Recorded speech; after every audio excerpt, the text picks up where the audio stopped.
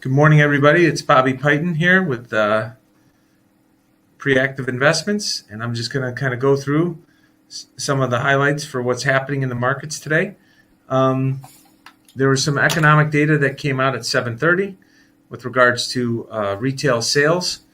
Retail sales were expected to come in about decline by about 0.5%.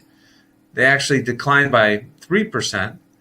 Now, it may not sound like a big deal, but when retail sales decline that much more, it's important to think about the compounding effect of the 2 months. So let me just walk you through the basic math and the way you may want to look at this. With regards to same-store sales. So obviously some stimulus checks hit in January. We had a pop and we went up by 5.3%. Same-store sales. And then the estimate was for it to come down 0.5%, between negative 0.1 and 0.5%. When that number came in at -3, instead of the overall 2 months, January and February, February and March. We're in March. January and February. Between those 2 months, it should have, if you take 1.053 and multiply it by 0.995, you get 4.77%, a cumulative gain in retail sales.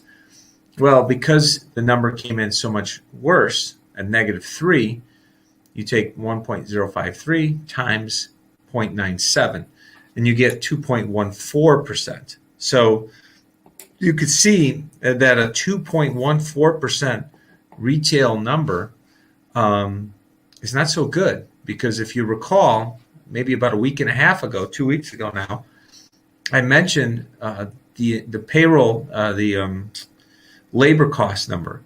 If you recall, the labor costs went up by 6%.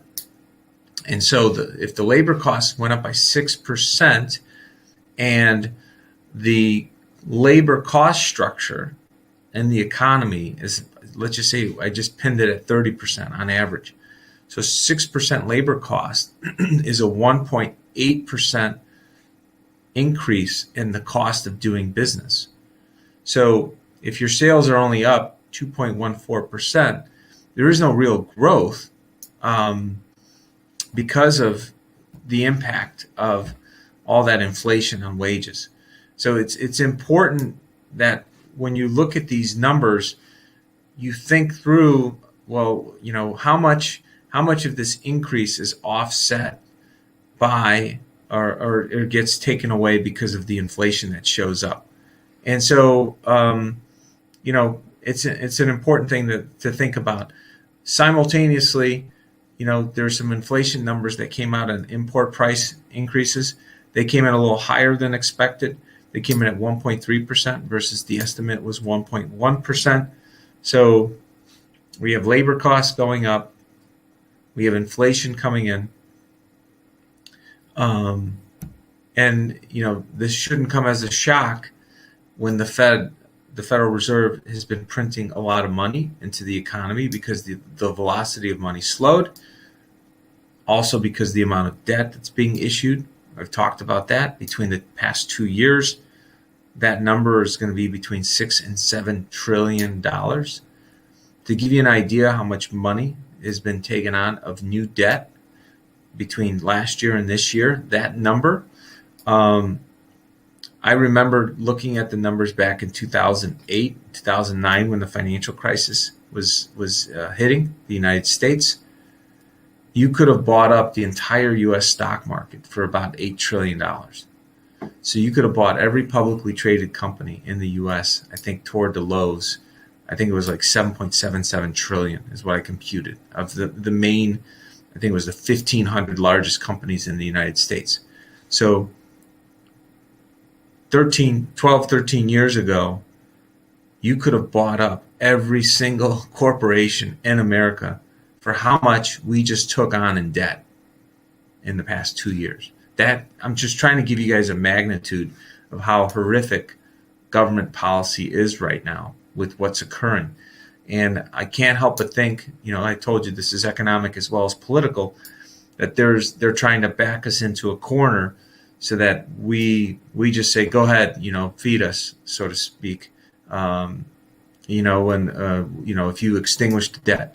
So I think, I do believe that the federal government should. I'm not exactly sure how this would be done, but we do need to look at a serious haircut on the debt of some sort. And there's a lot of different ways it could be done, because I'm not entirely sure it's all real. And I've been saying that for years now, that the numbers just don't add up. Between the past 20 years, the economy, when you include the past 2 years, we've taken on $20 trillion of debt, more, $20 trillion of new debt that doesn't make sense when you look at how much our population has grown and how much economic activity we have. Something doesn't jive. And so this is why I think that all of the debt of the United States government and the municipalities, all of them, should be audited. And in fact, every publicly traded company in this country, in the United States, has to release quarterly financials because of the 1933, 1934 Securities Acts that were passed in the U.S. And for some reason, government entities, and in particular all the state and local governments, exempted themselves from this. Shocker, right? So these people were scamming us even back then. They made all the publicly traded companies have to show their financials and sign off on things, but they were exempt. So all the corrupt politicians, even in the 30s when these laws were passed, refused to show the public what the heck was really going on.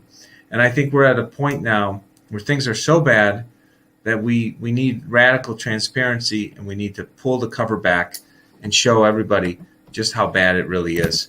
And so, that's for what it's worth. I mean, that's my take. I think we should push for that, and it's going to be it's going to be a heck of a slug.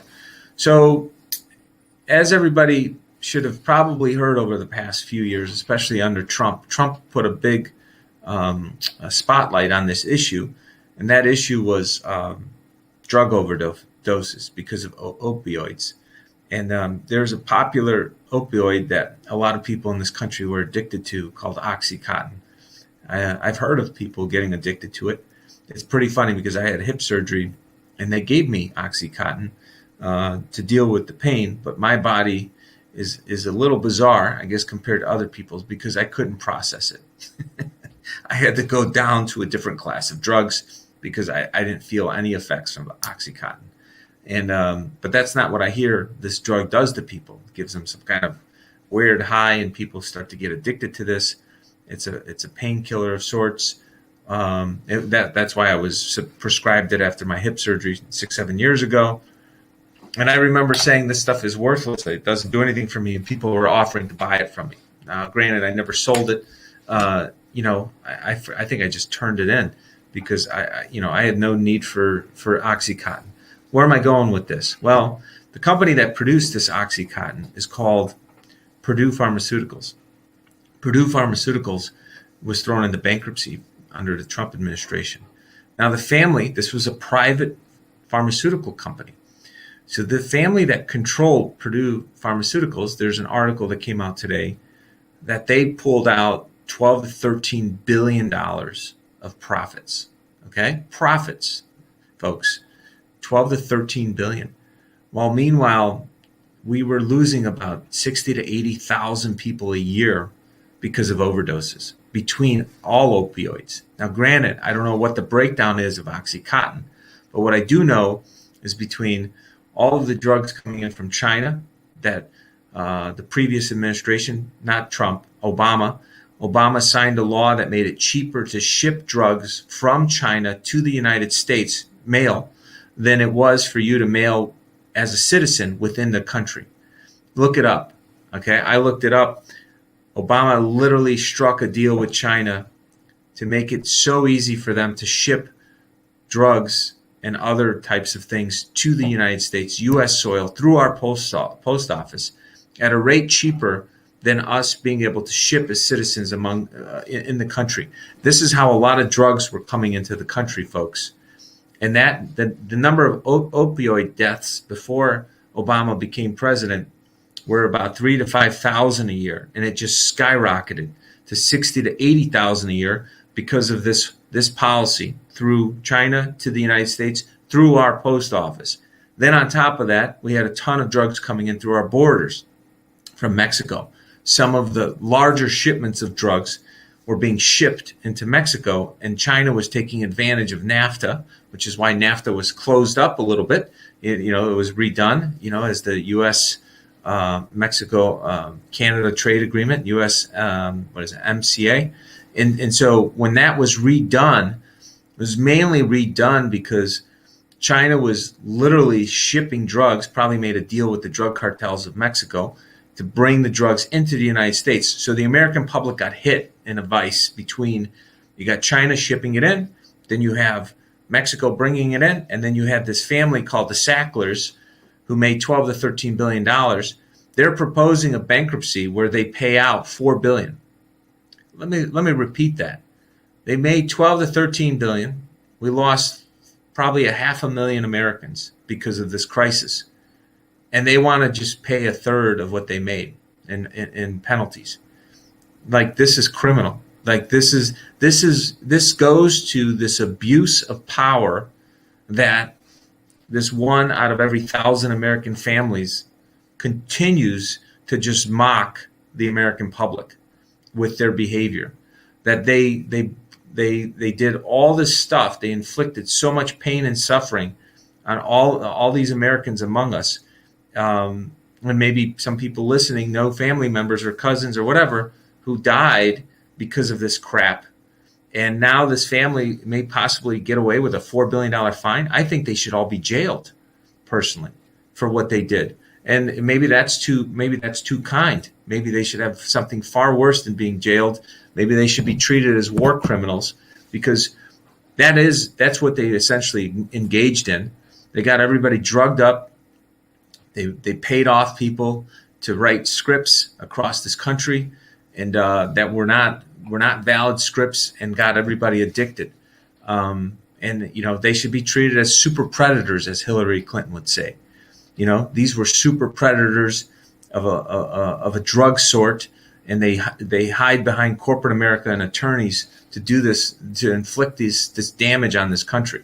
So anyways, that news came out today, and it kind of upset me a little bit, to say the least, because I don't think people properly report on it in the mainstream media, because what are they going to do? Sackler family is going to sue them? It's like it's such a joke that everybody just is afraid of speaking the truth because of lawsuits. So we should probably move to a loser pays system.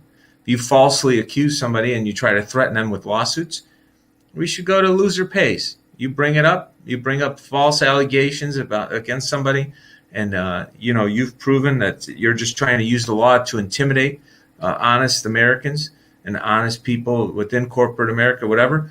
They should pay a hard penalty, like a very severe penalty, like a loser pays in terms of like 100 times what you did. Is, I don't think, maybe 100 times is not realistic. Maybe it's got to be like 5, 10, 20 times the damages. But anyways, that's that. The Federal Reserve is going to meet the next 2 days. I'll report on what I see coming out of the Federal Reserve. This guy is, as we know, a little bit of a joker. He'll say one thing. He talks out of both sides of his mouth. That's the way I would describe our Federal Reserve chairman. He just, he says something, but it doesn't mean anything at times. It just, he seems to create more volatility. That's why I'm a much bigger believer in the public should set interest rate policies through a mechanism that's more equitable and fair, instead of these Bolsheviks hiding in their in their, they're not even ivory towers. Federal Reserve buildings, if you looked at them, there's one in Chicago, they're kind of stubby buildings. They're not even ivory towers, but they're kind of stub buildings that just sit on the corner like a little castle. And, they're beautiful, man. I've eaten lunch in there. I've been invited by some people I went to graduate school that worked there. They're living large, folks. Don't kid yourself. You want to see the modern day temples of the like walk, have somebody that works for the Federal Reserve invite you into having lunch there. It's like they subsidize the lunch. The last time I was there, you go in the Federal Reserve, it's like $15 to have lunch, but you have like white linen cloth, just a sit down fancy dinner. Like it's almost like a dinner, but it's lunchtime. Because when you could just print as much money as you need to pay the bill, I guess you could set up whatever the hell you want. And so I don't know if they're doing that. I'm not making that accusation. I'm just telling you something's up, folks. And it's that old saying: whoever has the gold makes the golden rule. Well, the Fed has a monopoly on our money, and I think we should break it up. I don't think that the Federal Reserve should be able to exist with a monopoly on our money. It was one of the biggest crimes ever when that institution was passed, and became an institution that dominated American life. Because when the Federal Reserve was created, I think it was 1913, if I'm not mistaken, 1911 or 1913. It was right after J.P. Morgan died. So it wasn't a coincidence that the most powerful banker in the world, when he died, they created the Federal Reserve. Maybe they were waiting for him to die because he would be against it. Maybe he was more patriotic than people realize. I have no idea. I'm just telling you that it's a heck of a coincidence that J.P. Morgan, the real J.P. Morgan, not talking about the bank, the guy that the bank is named after. You should look him up, by the way. He's got a fascinating history. But the when the Federal Reserve was created, we had about 4 cents of every dollar was going to the federal government, and then 8 cents to state and local governments. So we got to keep $7 out of every 8 that we earned. We kept 7. We gave the government 1. 7-1. Now, after 100 years of this madness of the Federal Reserve and printing money and issuing debt and manipulating things, we get $1. I'm sorry, we get $1.50 or so for every, and we give the government $1. So we went from 7, we keep 7, give the government 1. Now we keep 1.5 and give the government 1. Let me say that again. We keep 1.5 on average in this economy and give the government 1. Something's clearly off. That's why when I said the opening bid is we should cut the government in half, people are like, what are you talking about, Bobby? How could you say that? Why would you think the government should be cut in half? Because we used to pay the federal government 4 cents. Now we pay them 22 cents, probably 24 cents. So why are we giving them that much more? We don't get any more value. They clearly haven't done anything to help the average American. They've created chaos anywhere they go. They've gone around the world spending our money and having Americans lose their lives in wars that didn't make a whole lot of sense, that did not need to be had. They have a history of just showing how corrupt politicians are. It just reaffirmed all our assumptions about how corrupt politicians are, is basically what it's done. And so, I do think that the Federal Reserve is a big part of that problem. And I don't think I'm alone when I say that, because, our money is supposed to be a store of our work and our value. And when you're giving a perfect example, last year alone, okay, and then I'm going to wrap this up because this could turn into a couple-hour discussion. If last year when the Federal Reserve, because the economy took it on the chin because of this virus, and we all know where that virus came from, folks. Don't believe the children's books that are being banned in Germany right now for speaking the truth. Anyways, you should look into that. That just came out. But I don't want to say it because then these SOBs here on YouTube might ban me. But wow, I just had a picture taken of me. maybe there's going to be an algorithm on YouTube's side. Oh, it just did it again. So the moment I say Y with the letter T, my camera took a photo of me. This is hilarious, folks. You want to talk about Big Brother watching you in real time? There must be an algorithm that says, what the heck did he say about us We'll show him. So if I get banned, you guys know why I got banned. Oh, man. I'm sorry. It's sad and it's humorous at the same time, folks. It's sad because they don't even hide it anymore. They make it. They want you to know that they're doing what they're doing to you, and they know they're basically saying you can't stop us. So go ahead, keep doing it, and we're gonna mess with you, folks.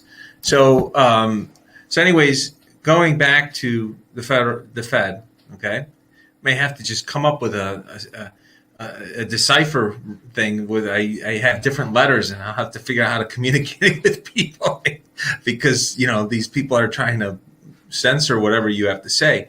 With regards to last year, the money supply in this country probably went up by 25 to 30%. 25 to 30%.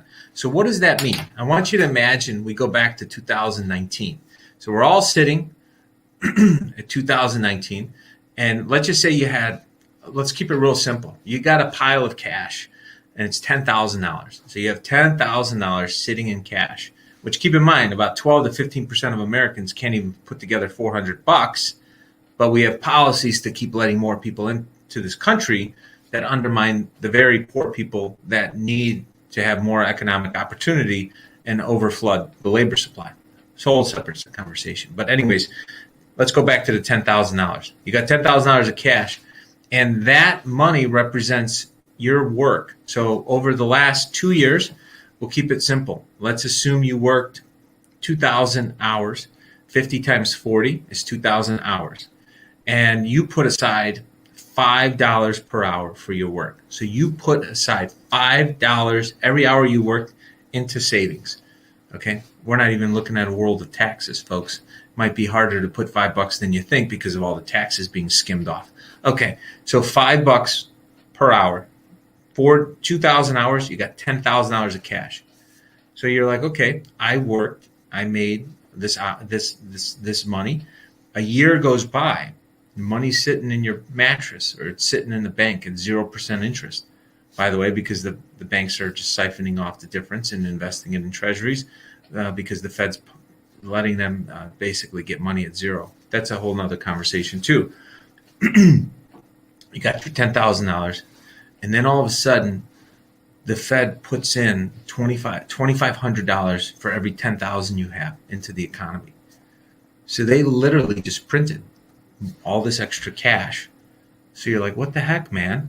Now my $10,000, they just printed 25% more. And I just lost 20% of the value because 10,000 plus 2,500, 2,500 divided by 12,500 is 20%. I lost 20% of my labor. They stole 20% of my year's labor with that action. Now I want you to imagine a lifetime, folks. You set aside 5 million, you set aside $1 million, you set aside whatever. You set aside 150,000, 500,000, and they just took 20% of your wealth, whether you realize it or not. Now they're going to tell you, oh, well, the market rebounded and you made your money in these assets. Well, for people that are trying to do the prudent thing and not speculate and not chase things at times, they got penalized for trying to do the right thing and save money and be prudent and be logical. They're trying to distort and destroy people's propensity to try to make sound decisions about their life by scaring you out of doing the right thing, because they know the power of feeling as though people are missing out is a very powerful feeling, and this is why speculation and manias occur in our economy, is because these people behind the scenes are manipulating emotions to cause these situations to occur in the first place. So, anyways, I think that's a good place to end it right there. I'll sign in a little later at 4 p.m. today and explain what's going on throughout the market. I'll let you guys know what I hear about the carnival barkers at the Federal Reserve today. So don't worry, I'm not getting any sponsorship from them. There should be no ads, folks. So if you see any ads on here, please let me know. And if you want, go to Preactive Investments if you want to be part of the newsletter, and political as well as market based. Have a wonderful day. I'll talk to you guys soon. God bless.